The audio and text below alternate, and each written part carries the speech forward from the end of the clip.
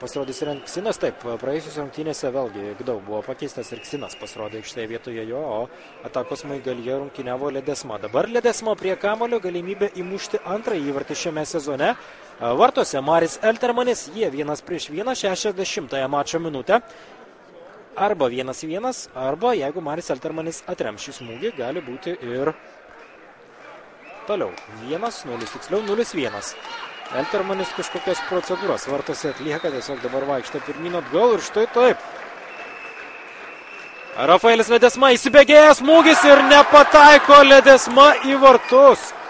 Galbūt Maris Eltermanis dabar išmušė iš vėžių savotiškų šokių vartuose, nieko panašaus nesu matęs, tarsi robotas vaikštinėjo pirmyn atgal, o po to jau šoko į tą pusę, kur ir mušė Rafaelis Ledesma. Ledesmai nepavyko įmušti ir gana tolokai skriejo kamuolys, atrodo, nuo virpsto.